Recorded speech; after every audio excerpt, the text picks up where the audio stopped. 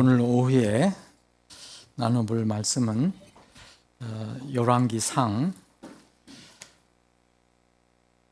3장을 보겠습니다.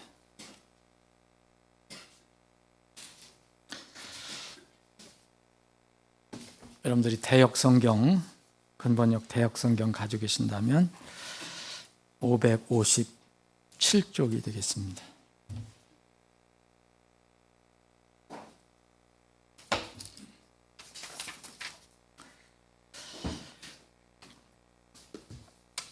이게 16절부터 28절까지인데요. 제가 밑에 다 읽지 않고 몇 절만 읽겠습니다. 23절부터 읽겠습니다. 그때 왕이 이르되 한 여자는 이르기를 살아있다는 것은 내 아들이요 죽은 것은 내 아들이라 하고, 또 다른 여자는 이르기를 아니라 죽은 것이 내 아들이요 살아있는 것이 내 아들이라 하는도다 하더라. 또 왕이 이르되 칼을 내게로 가져오라 하더라. 이에 그들이 칼을 왕 앞으로 가져왔더라. 이에 왕이 이르되 살아있는 아이를 둘로 나누어 반은 이 여자에게 주고 반은 저 여자에게 주라 하더라.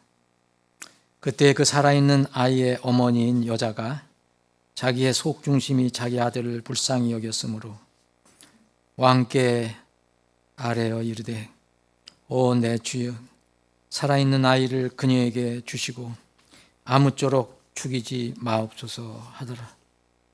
그러나 다른 여자는 이르기를 그것이 내 것도 되게 하지 말고 내 것도 되게 하지 말고 그것을 나누게 하라 하더라.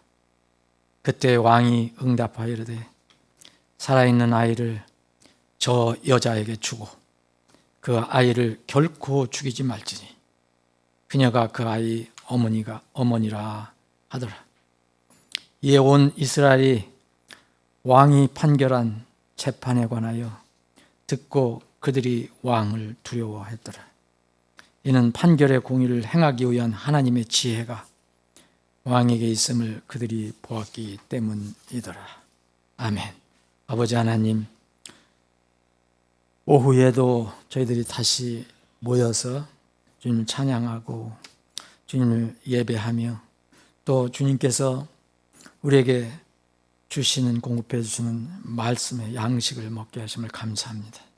이 시간 우리에게 주신 이 말씀을 겸허하게 받기를 원합니다.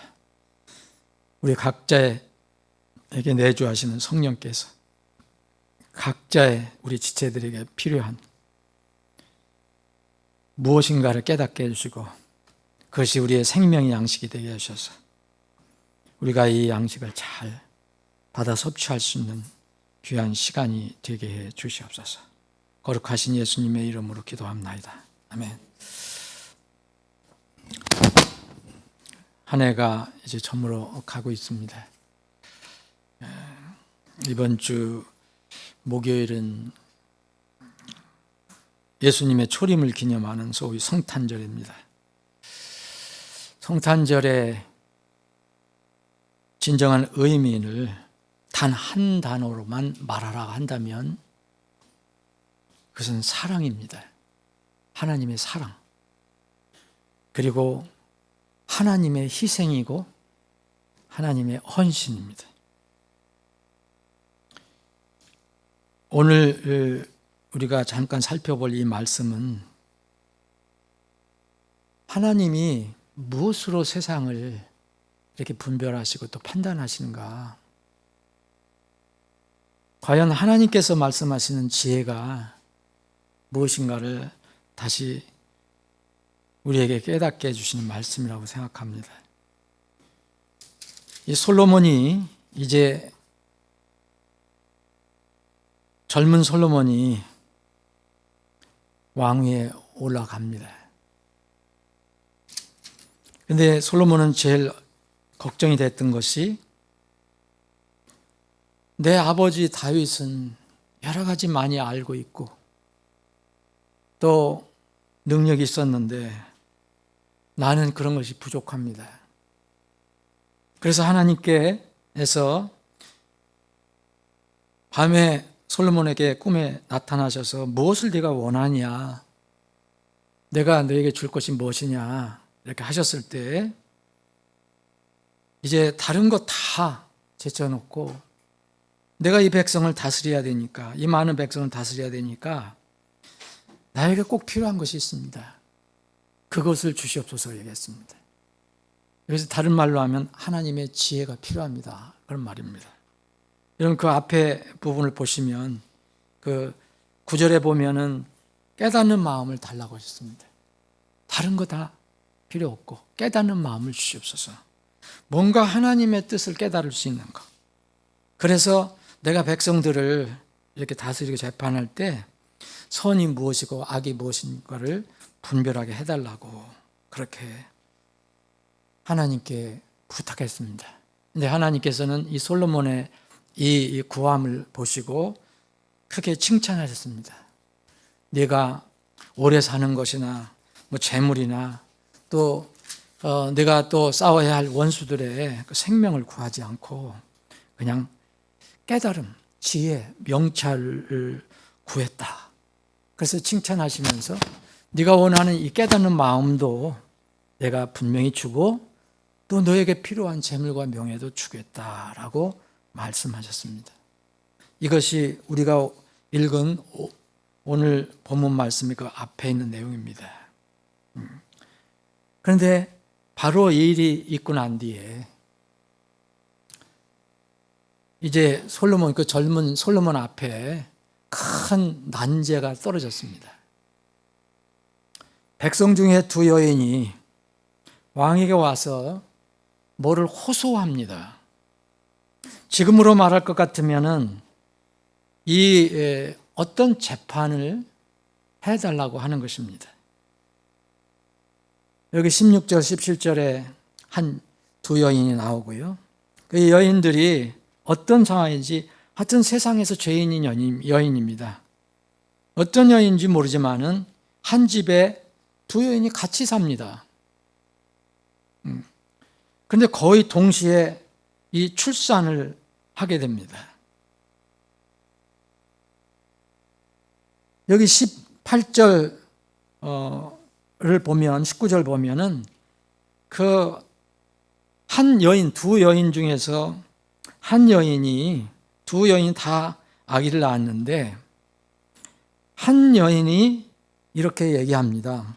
18절, 19절에 보면 내가 아기를 낳았고 저도 아기를 낳았는데 내가 낳은 아기는 이제 죽었다.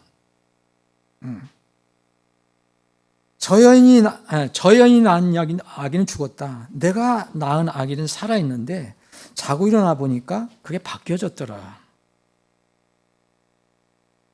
두 아기 중에서 하나가 죽습니다. 아기가 죽습니다. 죽은 이유는 그 어머니가 부주의한 것인지 실수한 것인지 자기가 낳은 아기를 깔고 자서 아마 숨이 막혀 죽은 것으로 보입니다. 내가 해산한 지 사흘 후에 일이 일어났다. 그러면서 같은 집에 살고 있었는데 저 여자도 해산했는데 우리가 함께 있었고 또 아무도 본 사람이 없다. 아무도 본 사람이 없다. 낯선 사람은 여기에 없었다. 그런데 밤에 저 여자의 아이가 죽었는데 그녀가 자기 아이 위에 누웠기 때문이다. 죽은 이유가 그렇다고 얘기합니다. 이 여인은 어떻게 그것을 자기가 자면서 봤는지 저도 모르겠습니다. 그런데 이렇게 고백을 합니다. 왕 앞에서. 아기가 둘이 있었는데 살았었는데 분명히 한 아기가 죽었습니다. 한 아기만 살았습니다.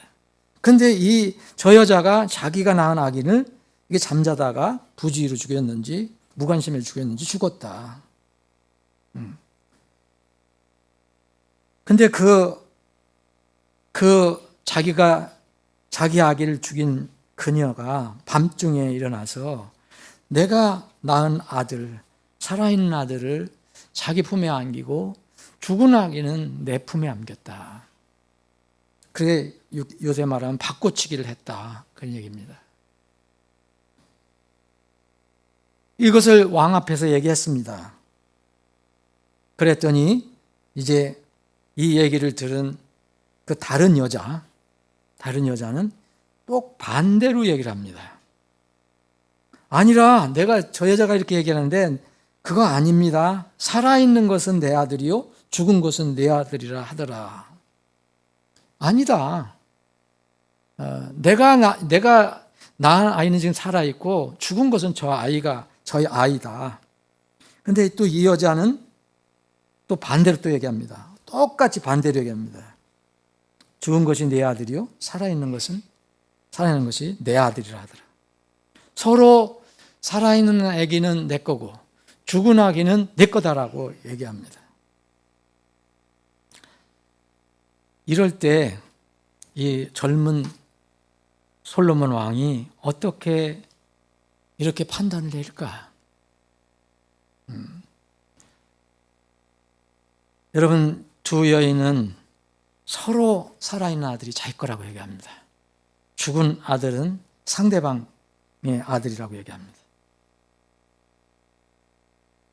솔로몬 왕이 지금 이 시대에 살았으면 야, 너희들 그때 설치해 놓은 CCTV 와서 돌려봐. 아니면 그것도 아니면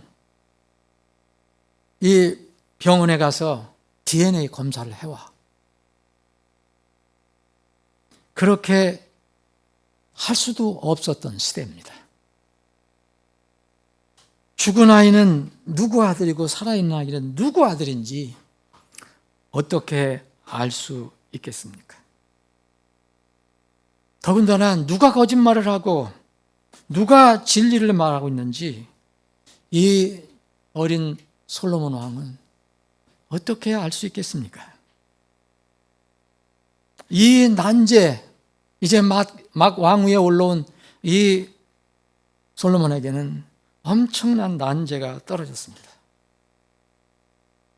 여러분, 여기 두 여자가 왕에게서 나타났다. 창조인 두 여자가 왕에게 와서는 그 앞에 섰더라 그랬잖아요.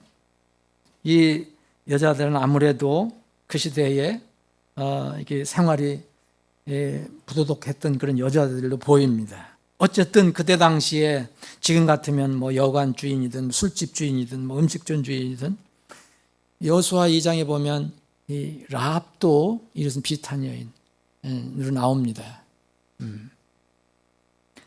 이 두 여인이 자기들 나름대로 뭔가 억울하고 원통해서 이 왕에게 이것을 문제를 가지고 온 겁니다. 이 정도 되면은 아마도 하급심에서, 요새 같으면 하급심에서 한번 다루었을 것입니다. 우리나라 그 법정으로 말할 거면 1심, 2심 다뤘을 것이에요. 이게 3심까지 올라온 걸 거예요, 아마 이게. 왕에게 왔다니까. 왕이 마지막 최종 판정자니까. 최종심인 왕에게 올라왔을 때 솔로몬은 어떻게 이것을 해결할까? 무슨 근거도 없습니다. 여기에 보면은 우리 집에, 우리 둘 외에 집에 우리와 함께한 낯선 사람이 아무도 없었나이다 그랬어요. 어린아이는 이제 해산한 지 사흘 후요. 무엇을 알겠습니까? 생명만 있는 거고, 한 아이는 생명이 죽은 거고, 사흘 후에 어린아이가 말할 수 있는 것도 아니고, 이 두 여인만 알고 있는 거죠. 두 여인만 알고 있죠. 이때 이런 난감한 때에 이제 이 솔로몬 왕이 이게 참 나름대로 어려운 고백을 합니다. 이 여자는 살아있는 건 내 아들이고 죽은 것은 저 여자의 아들이고 또 한 여자는 또 반대로 이렇게 얘기하니 이건 아닌가 합니다. 24절 보면 또 왕이 이르되 이제는 뭔가 하나님께서 지혜를 주셨을 것입니다. 이 문제를 어떻게 해결할까?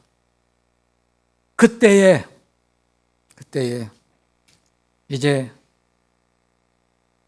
왕이 이렇게 한탄을 하면서 23절에 보면 어려움을 고백하면서 이제 이렇게 고백을 합니다.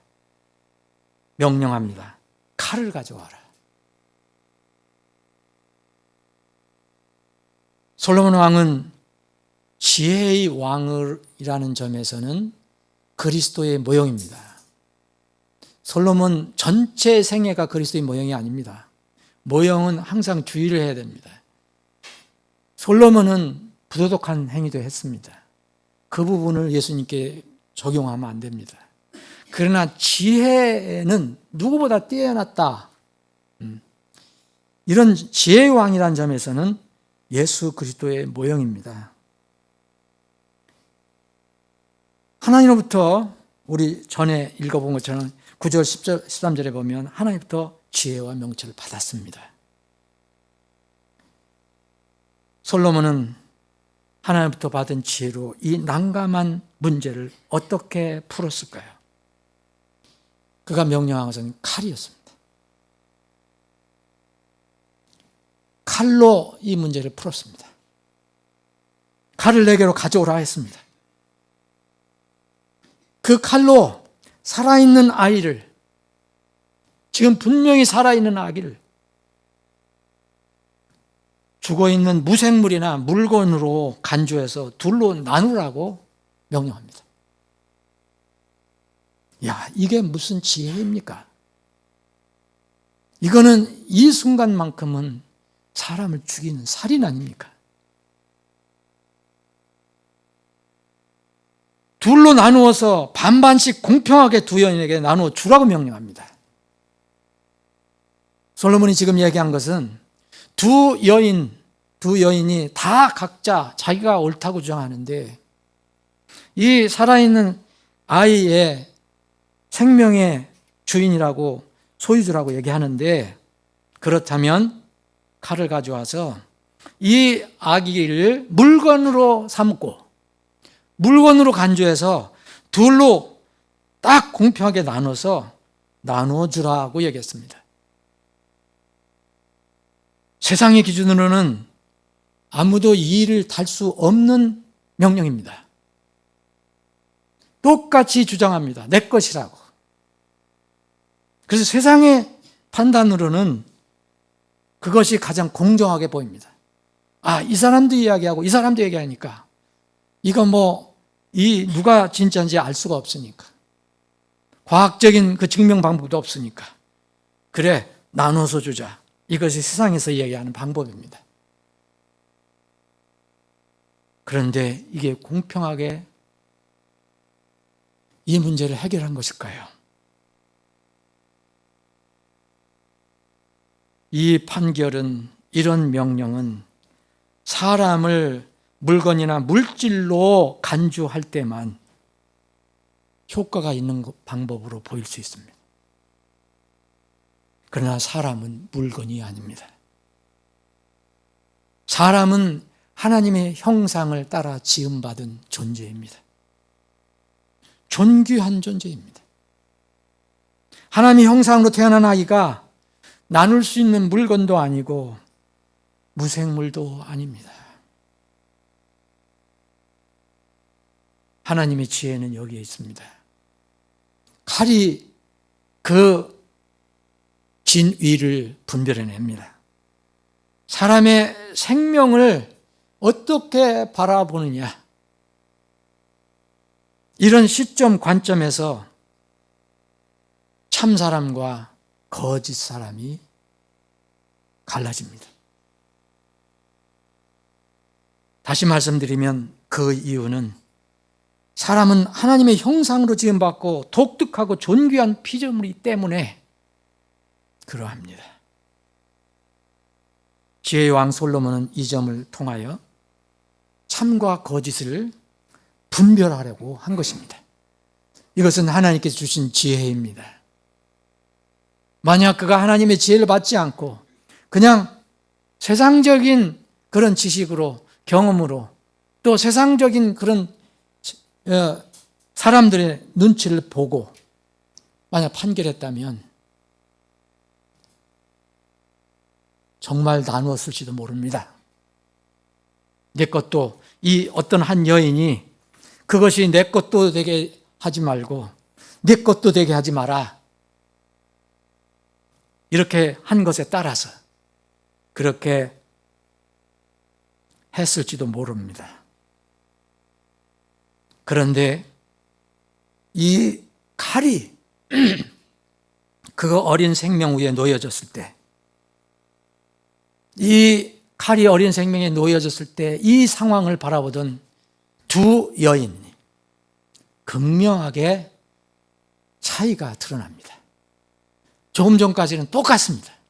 아무도 모릅니다. 서로 내 것이라고 얘기합니다. 죽은 것은 상대방 것이라고 얘기합니다. 이때 나타나는 것이 진리와 거짓입니다.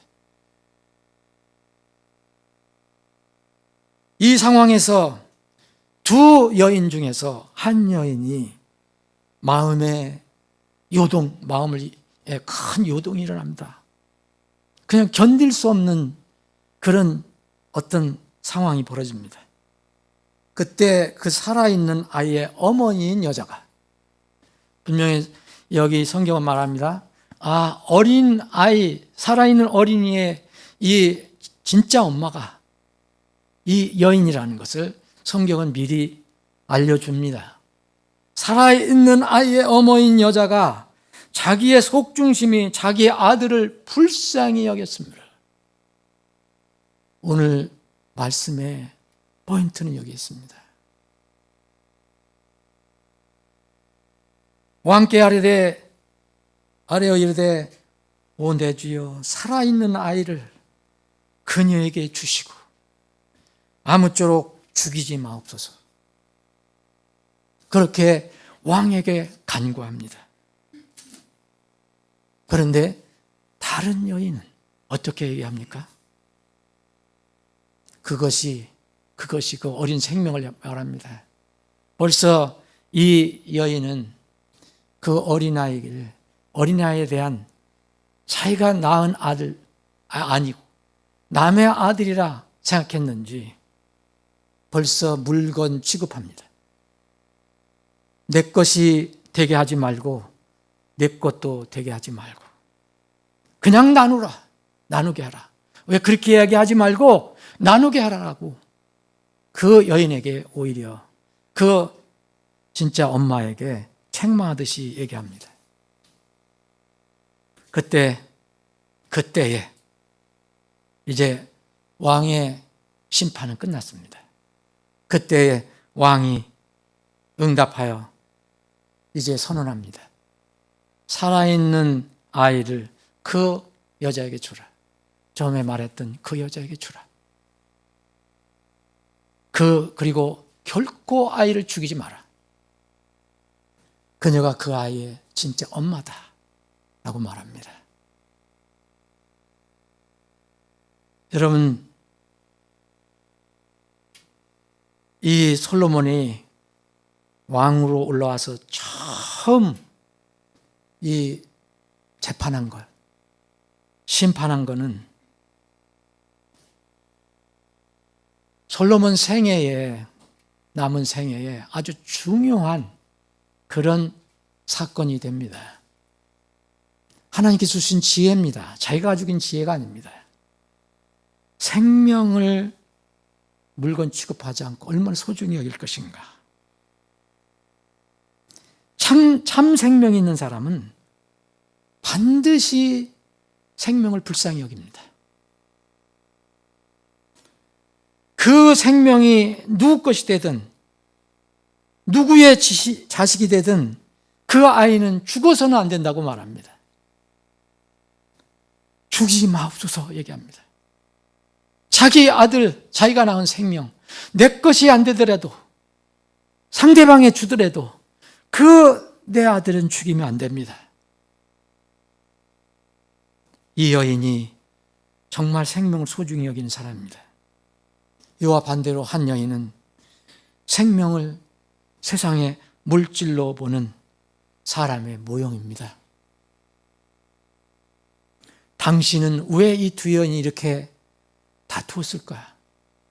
이 시대는 아기를 서로 안 낳으려고 하지만 이때 당시에는 자식이 없는 여인은 사회에서 잘 인정을 받지 못하는 그런 시대였습니다. 아들이 큰 재물, 재산이 된 시대였어요. 이럴 때 그 아들을 양보한다는 것은, 아들을 잃는다는 것은 이 여인에게는 치명적인 일입니다. 그럼에도 불구하고 이 여인은 한 가지 일 때문에 그 아이를 포기합니다. 단 살려서 포기합니다. 반대 여인은 죽여서 포기하려고 했습니다.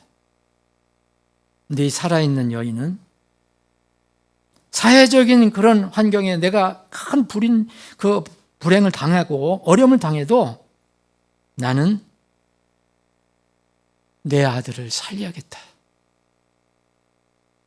여러분, 이 반대 여인이 가지고 있는 사상이 지금 이 시대에 발전된 사상이 바로 유물론이고 사회주의고 공산주의입니다.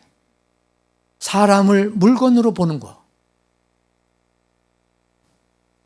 아이의 엄마가 누구인지 왕이 최종 판결이 떨어졌습니다. 참 어머니는 생명을 살리려고 하는 사람, 참 어머니입니다. 거짓 어머니는 생명을 죽이는 사람입니다. 선과 악의 이게 분별 기준이라고 말했습니다. 솔로몬은 하나님께서 나타나셔서 내가 너에게 무엇을 주리 했을 때 깨닫는 마음, 그래서 내가 선과 악을 분별하게 해 주옵소서.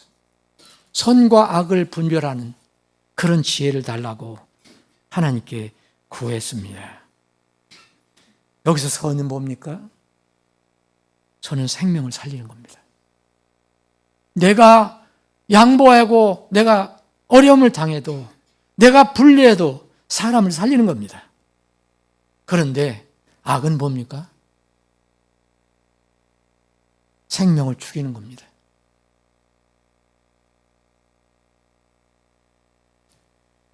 요한복음 8장에 보면 간음하다 잡힌 여인이 이 종교인들, 율법을 다루는 종교인들에 끌려서 예수님 앞에 나온 장면이 나옵니다. 거기에는 그 현장에는 세 개가 있습니다.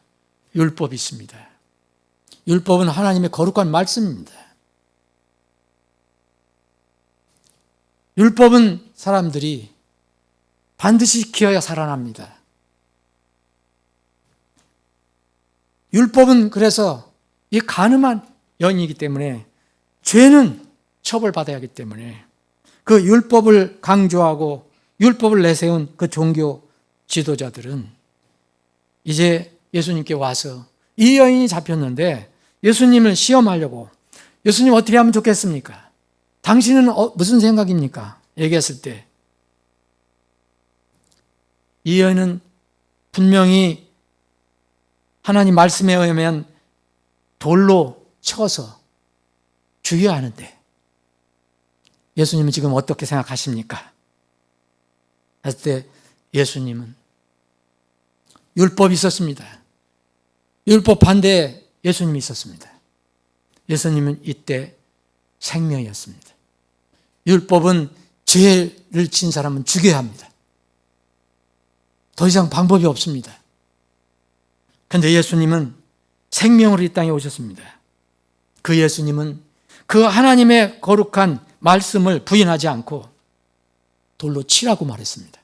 단, 죄가 없는 자가 먼저 그녀에게 돌을 던지라고 했습니다. 그리고는 땅에 2번 무언가 쓰셨습니다. 제가 맺기로는 한 번은 율법을 주장하는 종교인들, 너희들 땅에 쓰여질 그러한 인간들이다. 사람들이다. 그런 존재다. 땅으로 돌아갈 인간이다. 그리고 그를 둘러싸고 있는 모든 사람 해당되는 거고, 또 한 번 쓰셨을 때는 아마 간음을 범한 그 여인들, 너도 동일하게 죄를 짓는 이런 참으로 죄인이기 때문에 땅으로 가야 한다, 티끌로 사라져야 한다, 그런 뜻으로 기록했을 것으로 봅니다. 율법을 주장하는 종교인, 그를 둘러싼 모든 사람, 그리고 간음한 여인 모두 땅으로 돌아갈, 티끌로 돌아갈 그런 운명이었습니다. 우리 흔히 그런 얘기를 합니다. 뭐를 잘하고 못하고 얘기할 때 보면은 도토리 키재기라고 얘기합니다. 도토리가 아무리 크고 도토리가 아무리 작아도 우리가 내려다 볼 때는 다 도토리 그 키재기 하는 겁니다. 율법은 여전히 선하고 거룩하고 그 의롭다고 했습니다. 그래서 사람은 죄를 지기 때문에, 죄 때문에 심판을 받아야 합니다. 그런데 그 여인도 죽어야 마땅한 그런 존재였지만, 그 율법이 가르치는 돌에 맞아야 죽어야 하는 그런 존재였지만, 생명이신 예수님은 그 율법을 집행하려고 하는 사람들에게 집행을 해라. 단 죄가 없는 자가 먼저 그녀를 쳐라. 그럴 때 이 사람들도 자기들이 죄인이라는 것을 절대 부인할 수 없으니까 슬금슬금 현장을 다 떠나갔습니다. 현장에 남아있는 것은 죄인으로, 지금 간음하다 잡힌 죄인으로 서 있는 한 여인이고, 또 한 분은 생명이신 예수 그리스도입니다. 이 예수 그리스도께서 어떻게 하셨습니까? 이 가짜 엄마처럼 내 것도 되지 말고 둘로 나누자, 이게 세상 사람들이 하는 말입니다. 근데 주님은 이렇게 말씀하십니다. 누가 너를 정죄하는 사람이 있느냐? 네가 죄이니까 돌에 맞아 죽어야 한다고 소리 지르는 사람이 있느냐? 돌아보니 아무도 없었습니다. 없나이다. 나도 너를 정죄하지 않겠다. 다만 가서 더 이상 죄를 짓지 말라 그랬습니다. 율법은 여전히 살아있다. 죄를 짓지 마라. 여러분, 생명이신 예수님은 어떻게 하셨습니까? 사람을 살리셨습니다. 예수님이 진리를 모르시고 법을 모르신 분이 아닙니다. 예수님은 공의의 하나님이십니다. 그런데 마지막 때가 오기 전까지, 하나님이 심판하실 때까지는 예수님은 생명의 하나님입니다. 누구든지 살리려고 하십니다. 근데 사람들은 묘하게 죽이려고 합니다. 내 생각과 내 육신의 이익에 따라서.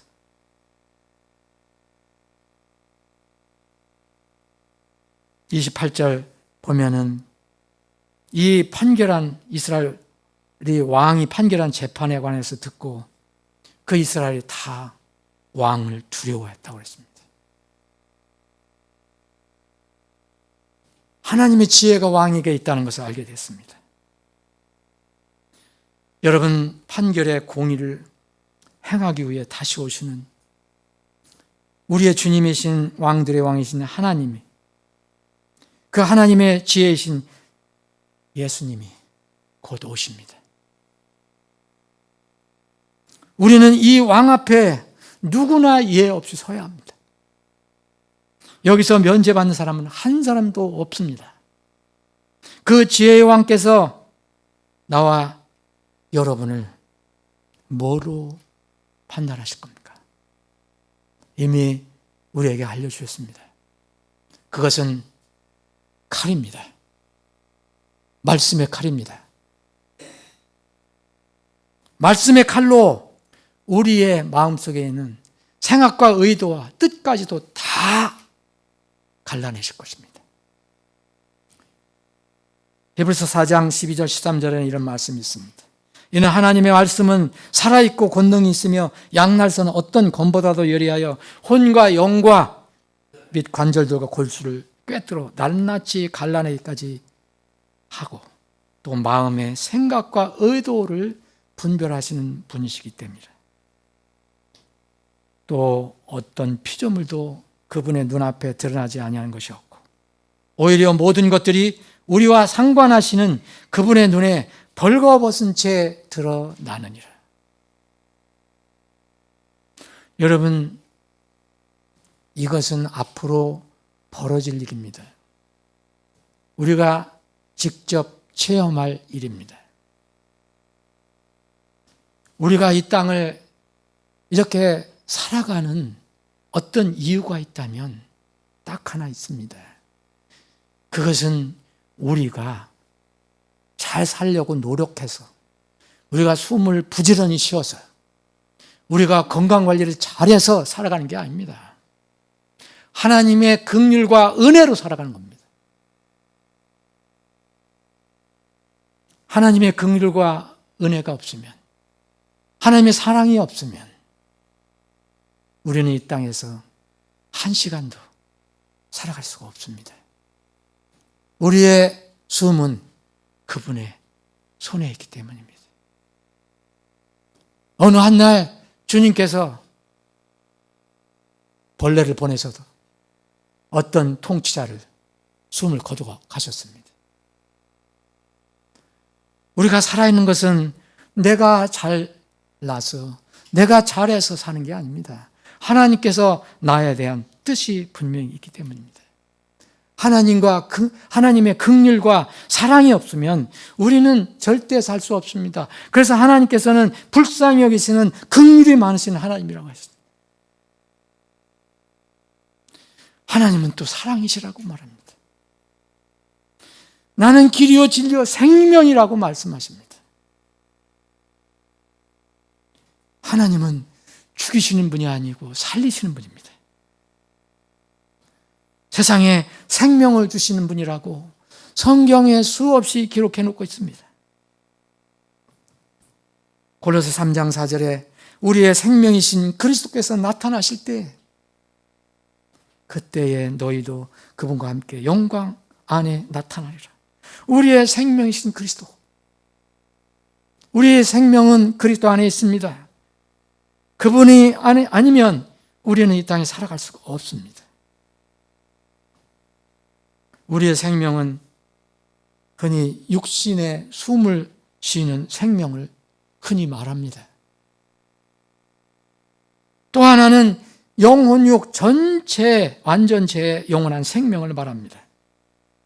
우리는 혹 이 세상에 살아갈 때 육체의 생명은 잃어도, 우리가 늙어서 병들어 죽어도 영혼육의 완전한 생명을 가지고 있다면 우리는 안전합니다. 그래서 지금 이 시대는 영혼육의 완전한 생명을 얻어야 할 때입니다. 그것이 우리가 함께하는 전도 선교 사역입니다. 예수님은 우리에게 영원한 생명을 주시기 위해서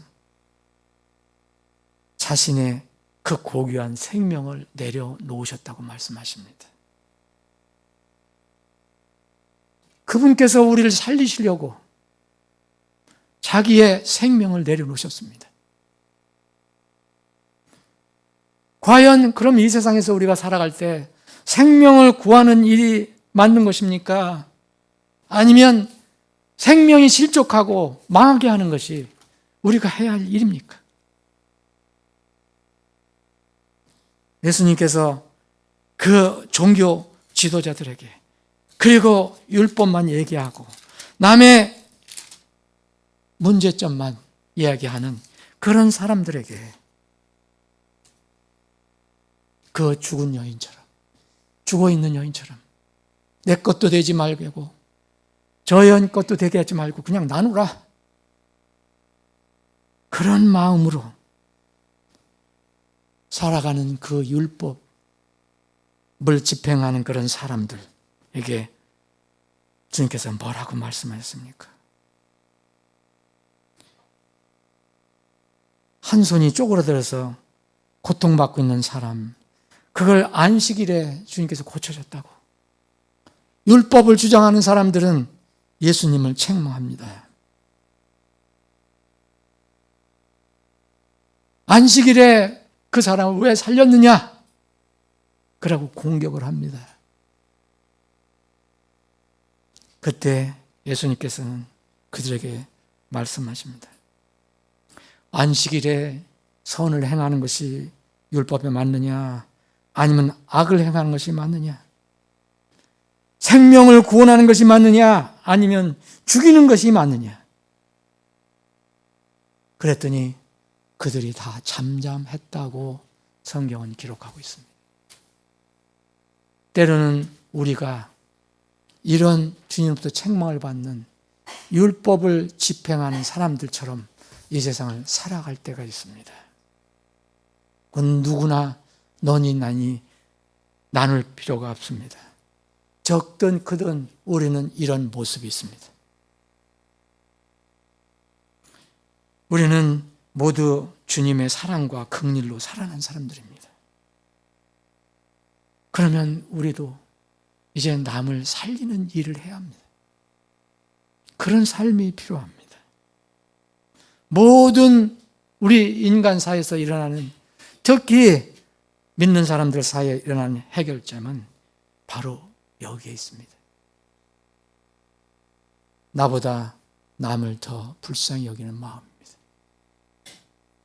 내가 먼저 불쌍히 여기고 나를 바라봐야 합니다. 그래서 주님은 수없이 이런 말씀하신 겁니다. 너희 서로 받아들이라. 서로 받아들이라는 전제 조건은 뭐가 있겠습니까? 저 사람이 내 생각, 내 뜻에 맞기 때문에 받아들이라. 그런 전제 조건은 없습니다. 그리스도의 피로 하나가 됐다면, 하나님의 사랑으로 살아난 사람이라면 이것밖에 없습니다.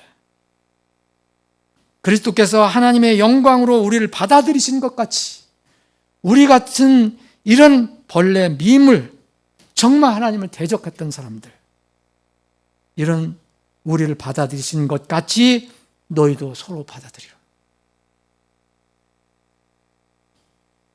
또 하나님께서 그리스도로 인하여 너희를 용서하신 것 같이 너희는 서로 용서하고 서로 친절히 대하고 부드러운 마음을 품으라라고 명령합니다. 전제 조건은 딱 하나입니다. 너희가 하나님의 사랑으로 용서를 받은 사실이 있다면, 용서받은 사실이 없으면 남에게 용서를 베풀 수 있는 힘이 없습니다.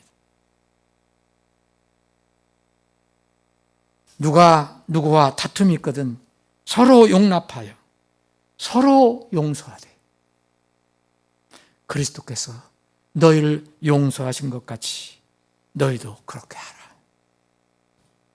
사랑하는 여러분, 하나님의 교회라면, 주님의 교회는 다 이렇게 하나님이 우리를 긍휼히 여겨주셔서 받아들여 주셨고 또 사랑해 주셨고 또 우리를 용서해 주셨기 때문에 우리는 남을 받아들일 수 있고 용서해 줄 수 있고 또 사랑할 수 있습니다. 그래서 주님은 우리에게 내가 너희를 사랑한 것 같이 서로 사랑하라, 그렇게 명령을 주신 것입니다. 여러분, 우리 작금의 우리 모임에서 일어난 여러 가지 우리가 아픈 일들은 여러분 이것저것 따질 필요 없습니다. 여러분 그거 따져봐야 다 도토리 키재기입니다. 해결책이 절대 될 수 없습니다. 해결책이 아니라 만날 파산입니다.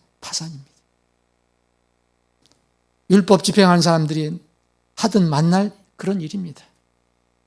자기는 제쳐놓고 상대방을 문제를 삼습니다. 이 문제로는 절대 문제가 해결되지 않습니다. 문제 해결 방식은 이것밖에 없습니다. 하나님께 주신 말씀입니다. 하나님께서 우리를 사랑해서 우리가 그 사랑을 받았다면, 그리고 우리가 그 무서운 죄를 다 용서받은 것이 사실이라면, 그리고 우리 같은 사람이 하나님의 자녀로 그분께서 우리를 품어주셨다면, 이제는 그 힘으로 용서하고 사랑하고 품어주는 길밖에 없습니다. 이것이 핵심입니다. 필요한 것은 분별을 하고 옳고 그른 것을 나눌 수도 있지만 결코 그 문제를 해결되지 않습니다. 그거는 하나님의 사랑이 없으면 사람을 죽이는 일입니다. 이 거짓 여인처럼. 그러나 한 여인은 내가 억울하고 답답하고 좀 원통해도 사람은 죽여서는 안 됩니다. 내 아들은 내 품에서 떠나더라도, 저 여인의 소유가 되더라도 그 아들은 살려야 합니다. 이 방법만이 문제를 해결합니다. 그랬을 때 왕이 최종 판단했습니다. 누가 참 어머니고 누가 참 아들인가? 지금은 이 왕이 아직 우리에게 나타나지 않았습니다. 그러나 곧 오실 것입니다. 그분께서 오셨어요. 우리가 한 모든 것, 하다못해 이 찬 물 한 잔을 다른 사람을 위해서 어떻게 했는지 이것을 보시고 판단하시고 평가하실 것입니다. 앞으로 어떤 일이 일어나든 우리가 주님 만날 때 이 세상은 점점 험하고 어렵습니다. 그러나 분명히 해결책이 있습니다. 그것은 하나님의 말씀을 따라가는 겁니다. 그 말씀을 나에게 적용하고 우리 교회에 적용하는 겁니다. 그러면 우리 교회는 아무리 폭풍이 불어와도 끝까지 주님 만날 때까지 이 땅에서 주의 일을 잘 감당할 수 있을 것입니다. 그런 여러분들과 우리 교회가 되시기를 주님의 이름으로 축원합니다. 기도합니다. 아버지 하나님,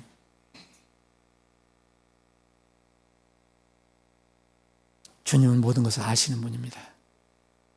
전지하신 분입니다. 우리의 마음도 다 아시고 또 우리가 어떤 형편에 있는지도 다 아십니다. 주님만 유일하게 해결해 줄 수 있는 분입니다. 주님께 모든 것을 맡깁니다. 우리 각 사랑하는 우리 지체들 각자 가지고 있는 문제 주님께 다 맡겨드립니다. 그리고 우리 교회가 가지고 있는 문제가 있다면 그 문제도 주님께 올려드립니다. 주님의 거룩하신 방법대로 해결해 주옵소서. 우리가 그 방법을 따라가기를 원합니다. 그런 믿음을 저희들에게 허락해 주옵소서. 아버지 하나님, 우리 교회가 더 튼튼히 서서 주의 영광의 도구로 쓰임받기를 원합니다. 하나님 나팔 소리가 날 때까지 이 땅에서 튼튼한 빛의 그리고 소금의 역할을 하는 교회가 되게 해 주옵소서. 우리 이제 헤어지면 각자의 처소에 돌아갑니다. 주님, 어디에 있든지 우리 사랑하는 지체들을 눈동자처럼 지켜주시고 함께 동행해 주셔서 주님으로 인해서 평안과 기쁨이 있게 해 주옵소서. 육신이 연약한 지체들을 기억해 주셔서 그 아픈 지체들을 긍휼히 여겨 주셔서 불쌍히 여겨 주셔서 치료의 효과가 나타나게 해주시고 건강한 몸으로 주님을 기쁘게 섬길 수 있게 해 주옵소서. 오늘 주일 이 남은 오후 저녁 시간에도 우리와 함께 하실 것을 믿고 감사드리며 거룩하신 예수님의 이름으로 기도합나이다. 아멘.